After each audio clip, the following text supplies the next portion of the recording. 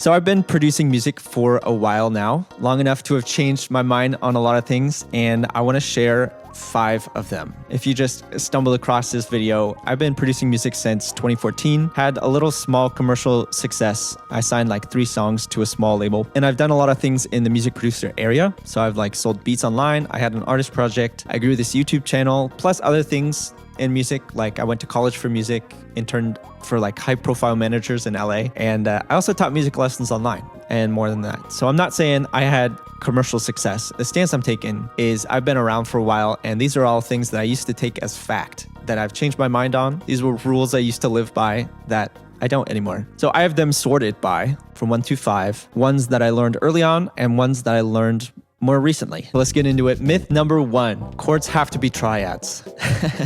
Once I knew a little bit about music theory, it got hard to break away from the basics. So what I was taught is that a chord needs to be root, 3rd, 5th, and that's how you build a chord. So C chord is always C, E, G. And then I went to build a chord progression, and I would build that same triad on top of every single root. I would just move the same chord around. And that doesn't have to be the case. So the way I learned isn't necessarily wrong, but it's just the most basic way of writing it. There's like simple ways you can change it up, move the top note down an octave or bottom note up an octave. If you want to know more about that, it's called chord voicings, open versus closed voicings. Don't get too carried away with complex voicings. Complexity in your chords isn't what makes it sound good. Good sounding music is what makes your music sound good. Those aren't necessarily correlated. Once I learned more about music theory, I started to lean more into the idea that complexity equals better music mindset, and I would argue that's not really true. It can lead to your music sounding a little less listenable and more for niche audiences. Beware of the overcorrection into complex music that I think beginners are susceptible to. We're moving on. Myth number 2, I need expensive equipment. This is one that I ran into a few years into music production, not as a beginner. I was obsessed with music production as a beginner, but as a high school kid, I didn't really have the money to buy stuff, so I didn't really run into this at the start. Once I did get a job, once I did have disposable income, I started buying stuff left and right. I think buying things feels like progress, and it felt like I was getting closer to a vague goal of being a music producer. But I want to say the only time that I've actually made real progress with my music is when I put the hours in working on songs and getting better at making them. My mindset used to be, if I only had this, then I'd be better at making music. So I'll go through a list. If I only had new monitors, new headphones, a guitar, that new vocal plugin, that new mastering plugin, that new effects plugin, a bigger keyboard, a better keyboard, a bigger desk for all my gear, a better microphone, a better audio interface, you know, there's very few things that I actually need for music production, and having the rest is like a bonus. If you want a short list, here's my short list. If I lost everything and had to start over again, I'd go with a laptop, studio headphones, these ones, any of the 3 big DAWs, Ableton, FL, or Logic, and then probably Serum. And that's the 4 things. That's it. I might go through a minimalist phase where I just only use those and see how it affects my life. Myth number 3, I should make whatever music I feel like making. This is a hot take alert. I don't think you should make whatever music you feel like. Let me take a moment to clarify though. I'm talking about the people who want to be serious about making music and building an artist project. If this is your hobby, do whatever you like. Make a new genre every single month. But if you're trying to be serious, I think you should spend most of your time sticking to one style that you really like and then getting really good at it. One of the reasons I struggled a few years into producing is I just worked on music like whatever I felt like, and it didn't really have a connecting style. It was all over the board. After a few months of that, I didn't really have music that I could post under my artist project because I was just working on a bunch of random things at the same time. So you might say, what about staying inspired? This is my rebuttal. What about staying inspired and scratching your musical itch? I think that is a good thing. But I personally did this way more than I should have, and ended up spending a big chunk of my time as an artist on music that was only ever going to sit on my hard drive. I believe you're going to be rewarded much more for continual work in a single direction. Staying consistent in a certain style lets you develop a certain sound as an artist. If you have a certain sound, people will know what to expect from your music, and it's easier for someone new to stick around and like your music because they know what they're going to get. There's a Andrew Huang video about this. If you want to listen to it, Andrew Huang just basically say the same thing. He made one in April of this year. Don't do this if you want a successful music career, is what he called. But you can watch that after this. Myth number 4, this is a quickie. This is something I learned a few years into making music as well. Myth number 4, there should always be chords playing. So the more I listened to reference tracks and started picking up on this, the more I realized empty space can be a good thing. I don't always have to have a chord instrument playing at all times. I had a hard time with this one. I came from like a piano background. That's how I was introduced to music. So it kind of stretched my mind of like, what is music? Could it be music if it's just drums, bass, and a melody? Of course, there's like an implied chord progression if you have those things, but adding a chord layer isn't the law.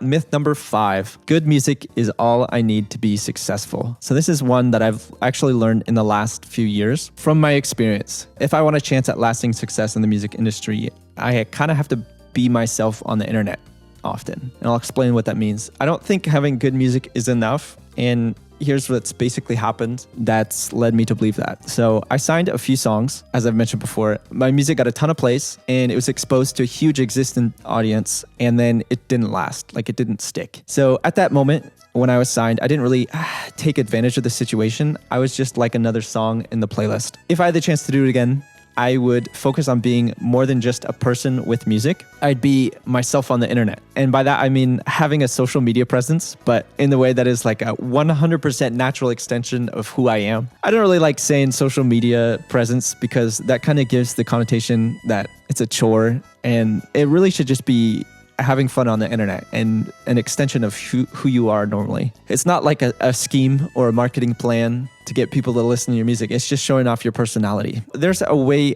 that life works that I started to pick up on that kind of applies in this scenario. I believe the majority of life is very regular, and there are very few times when you do catch a break, you do get lucky, you do have a spark, some very good thing outside of your control happens. So for example, for me, it was I had a song that was signed to a label. It could also be you got a big shout out, or a video you made popped off, or your song popped off on TikTok. You might think that success comes from that spark, but I feel like success comes from what you do during the regular days. This is something I thought to myself, I didn't know how to feel about it. If I got 100,000 plays overnight, what's the chance that a year from today, my life would be exactly the same?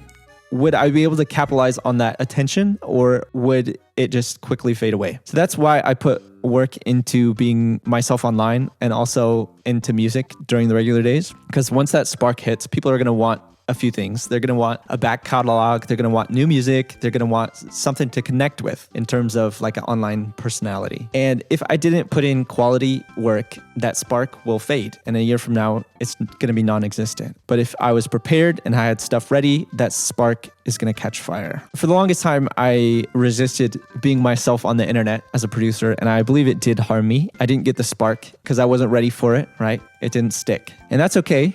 I mean, I learned from it. It's hard to bat 1,000 all the time. The online person thing, I think, is really key, though. I think it's what separates artists. And what I'm trying to say is be an individual, not like a commodity. A commodity would be you're just another song, like a title and a artwork in a playlist. So that could be as easy as just posting the things I normally share with friends, like cat pictures, life updates, how I'm doing, memes, what I'm looking forward to, stories, best part of my day, anything that helps me connect with the person on the other side of the screen. That's why I say just be yourself online. I'm not talking promo. Any sort of that corporate music push doesn't count. Those have no personality at all. And none of that repost something on my IG story and call it a day. Get ready. Here is the bonus myth. I added a 6th one in here. I snuck it in. Bonus myth. So that successful person is doing it. I should do it too. So I'm still working on this one, to be honest. And that's why it's a bonus one. I can't really speak from experience as if I made it out on the other side of this. But here's the gist of it. If someone successful in your field is doing a thing, it doesn't necessarily mean that I also need to do that same thing to be successful. Sometimes the thing they're doing isn't even the thing that made them successful. It's just a part of who they are, but I still end up latching onto it. Okay, so for example, when I was preparing this, I tuned into a live stream of one of my favorite creators, and just randomly, it was an interview they were doing in French. For whatever reason, I was actually able to follow along. I have no idea how. I don't know any French. But in that moment, I felt the feeling, man, I should really learn French. I should do that. And that's when I caught myself. I was like, that is not what made this creator successful. Why would I spend an enormous amount of time committing to learning French. So I feel like I made progress in that area. I didn't always used to be able to catch myself. Right now, I would be knee deep in a Duolingo French course. I've done this with many things, focusing in on something that's not actually important and thinking that's what brought them success. I've got a list. Clothes, it could be gear, it could be morning routines. Oh my gosh. Hobbies, philosophies, even mannerisms, art styles, speech patterns, music tastes, basically anything tangential to success, I've attempted to copy from someone successful. And what I've landed on is people don't really want a clone of someone that's successful. They want someone who's authentic and expresses who they really are. But I haven't really made it out on the other side of that one. I think people will latch onto the thing that makes me me, and there's no need to copy every aspect of like a successful person. Those are my 5 music myths I used to believe about music production, plus a little bonus one in there. I hope this video helped if you're going through one of those things, and I'd be interested to hear from you. Again, just speaking from experience here, so you literally cannot disagree with me. I'm joking. Yeah, thanks for watching.